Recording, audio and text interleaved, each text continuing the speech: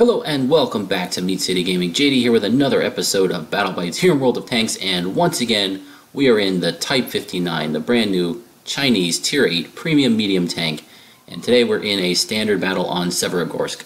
I'm planning for this to be my last video in the Type 59 for a little while. I am going to play it regularly and mix it in, and if I have a great result, if I have an ace tanker or a pivot point episode with this tank, I'll put it up. But this is the last one I'm going to put up. I wanted to get a couple of them out here early to help people get a feel for the tank, see it in action, and decide whether it was right for them early on in the buying process. So there's still another week or so left to buy the tank. This will be my third video in it, and it'll give a nice full range of flavors for using this tank in different situations. So this will be the last one, hopefully for a little while, again, unless there's a really good result in it as I mix it into my normal play schedule. So in this game, we're on Severogorsk, which is a map that I'm really not experienced enough in. I know the very, very basics of the layout, but I certainly am not well versed on the nooks and crannies and hull down positions and all that comes from a lot of experience with the map as it's new, and I haven't really studied it or seen it too much yet. I'm still learning the ropes, so I may make some poor tactical decisions based on that, but we do have a nice impact on the game here. It's a really entertaining one, and I think you guys will enjoy it. And at the same time, it will highlight strengths and weaknesses of the tank and give a really, really complete look on how this thing can play throughout the different phases of a battle. So one of the few things I know I like to do on this map when I spawn in the southwest is to come to this ridgeline here and poke and provide some spotting to the middle of the map.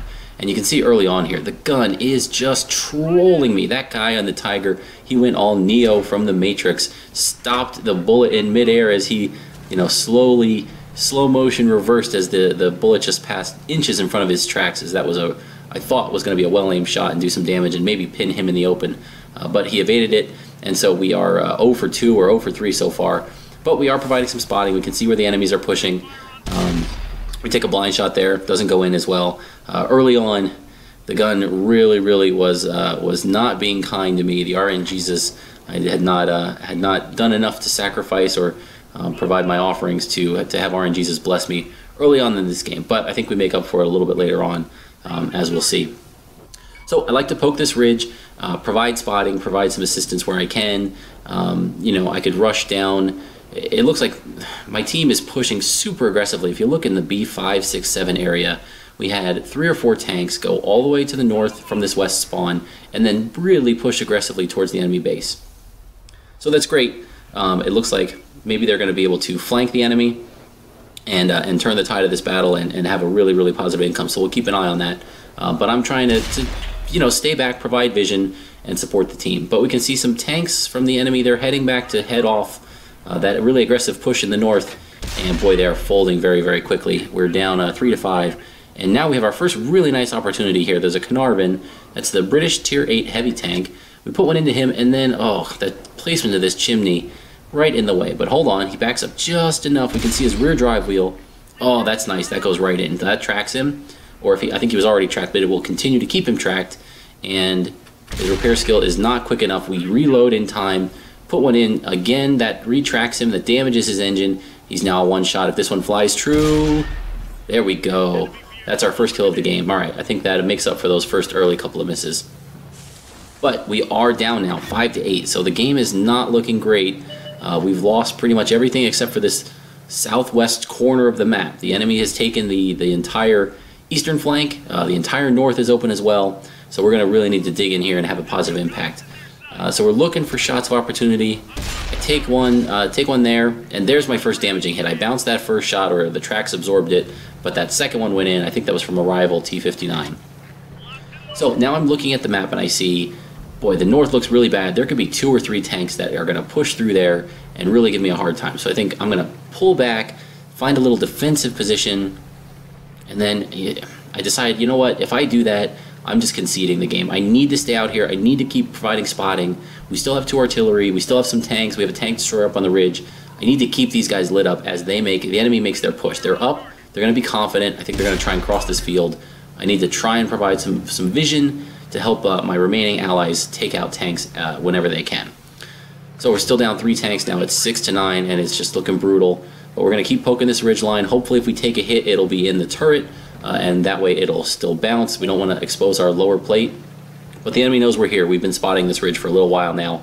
They're certainly aware of what we're trying to do, but we're trying to put enough time in between here where they can't keep us spotted. There we go. There's some nice vision. It looks like one of the enemies is advancing. I think that's a Type 59 on the rival team. And you can see if you look at the minimap again, to the north, one of our artilleries, I don't quite know what he was doing. He was leading the charge to the north. It was a wide open position, so he gets taken out, but he provides some very valuable information. I know there is an enemy medium tank up there. I think it was the M4E2. I saw it only quickly there, but he's on very, very low health. So we have an opportunity to go and take this guy out, pull the scores back by 1. Let's see if we can do it without taking a hit. That'll be very important. Yes, that was nice. And now I want to make it look like I'm going to head back to the spot I was in. I'm driving away as I'm still spotted. Now I think I'm off the map. Now I'm going to turn. And so if anyone was watching, they're going to think I was heading back to that ridge line, but I'm not. I'm going to take this opportunity and push. Now we're only down 1 tank. The enemy has 2 artillery left, I think. Look, if we're going to have a chance at this, we need to remove their artillery support while we can. I know at least 2 of their tanks are advanced very far away from their base. 3 of the remaining tanks are heavy, so I don't think they're going to be able to get back here and help out. They're probably going to be advancing to the front. So we're going to go for it. We're going to see if we can find these artilleries, take them out, and turn the tide here in our favor. We're down 2 tanks. It's 9-11. I do have an ally coming with me. I have a friendly medium. He's following me on this push. There we go. We spot one of the enemies. That's the Crusader SP. British Tier 7 artillery piece. That's the one that drives faster backwards than forwards, I believe.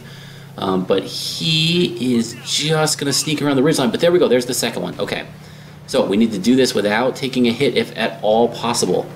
So this is the French artillery. We put 1 in. We had a premium shell preloaded. I didn't think I would run into an enemy heavy tank, but I wasn't sure. So I had a premium loaded. I let it rip, and then I go for the high explosive round to finish off the artillery. But we took one there. FCM 50T, that's a French heavy premium tank. He put 1 into me, but now I'm trying to use that little bump right in front of me to keep myself hull down. So all you can see is the turret armor, and it works. He advances up to the north. It looks like the friendly medium that came with me found the enemy artillery, the Crusader. He's putting some shots into him, and he's also capping the base.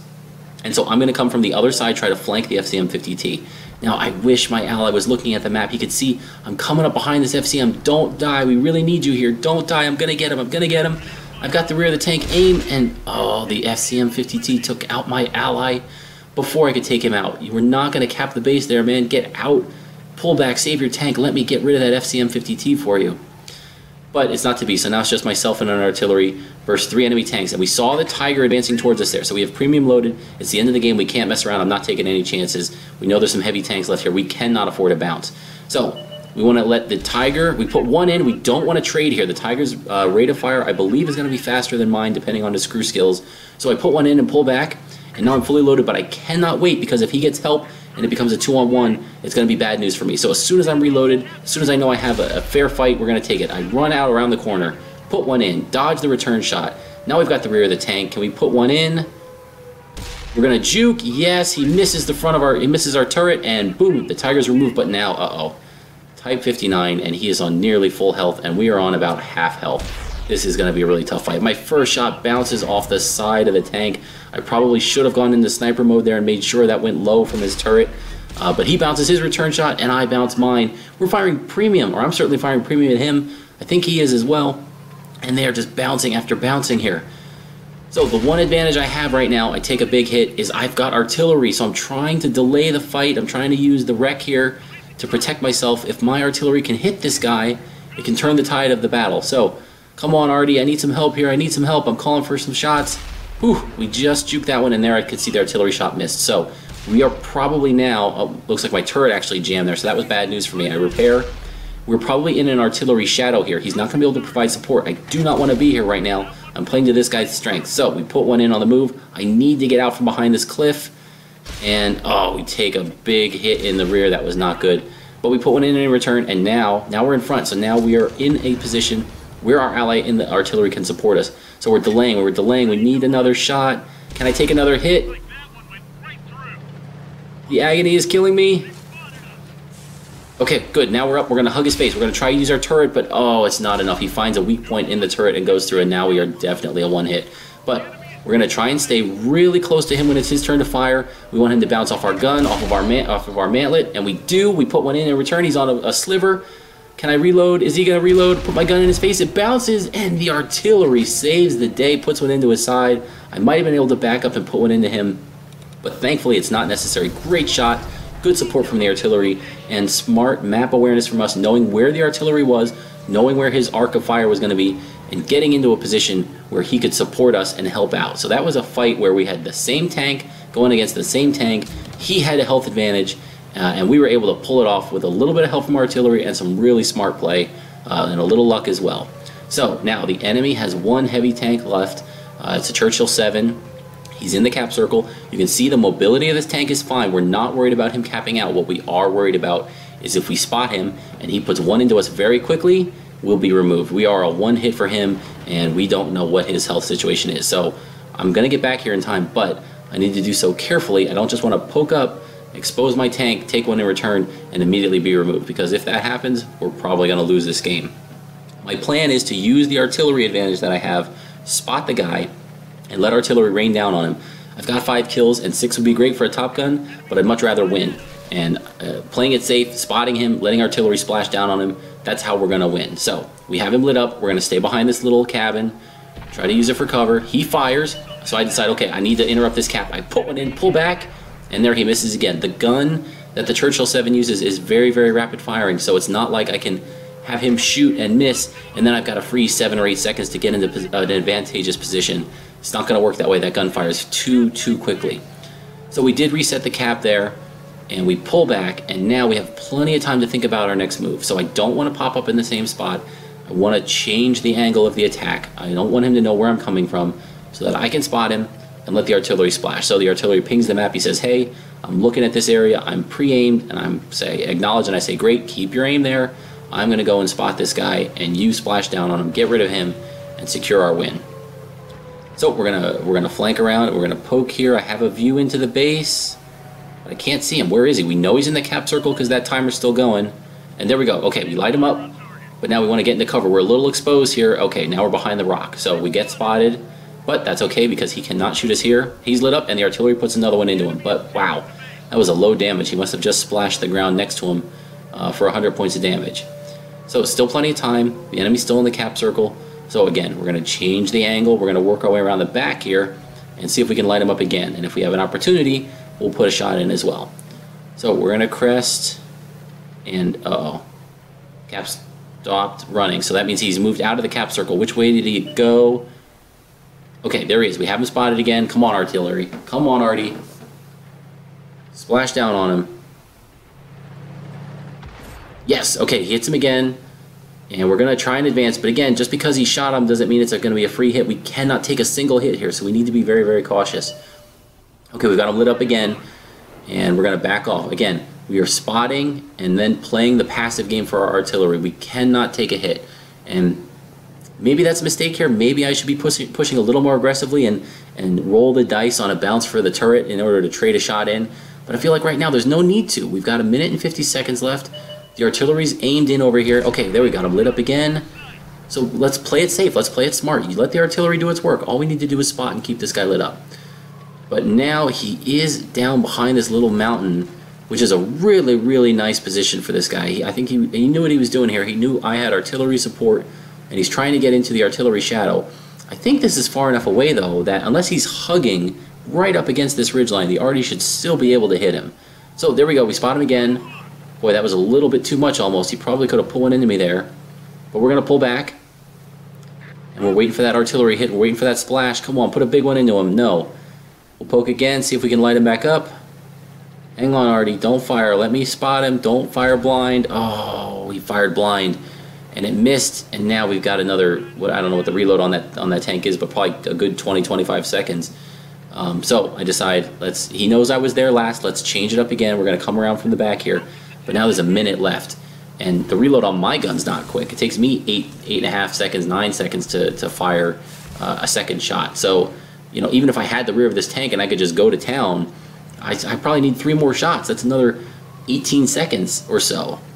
So I need to go for it here. We're definitely going to lose if I don't do something. I put one in. Oh, the artillery missed. That would have been our chance right there. I try to get my reload in, but there's not enough time. And one more shot for the artillery, maybe, if he'll get one more miracle shot here. And we're going to wait for it to splash down. We're going to see, oh, it missed. And so that means this is definitely going to be a draw, a tie, a heartbreak. Oh my goodness. What could I have done differently there? Well, I could have been more clear about letting the artillery on our team get into their base, right? If I had said, ping the map or been on the mic and said, Artie, go get in their cap circle. I'll reset the cap timer on our base. You go sit in theirs. There's no way that Churchill's going to get back to stop you because he's too slow. Even if I died, the Churchill would have been behind on the cap timer and he wouldn't have been able to get back and stop our artillery. So quick break, we'll take a quick look at the post-game stats here. 3,000 damage in that game, another 500 assistance damage, 1,630 block damage. We had 5 kills and we racked up 204,236 silver. Now, of course, 100,000 of that was for completing our Type 59 mission. 30,000 XP in the tank got you 100,000 credits. So we did wrap that up and had a nice game.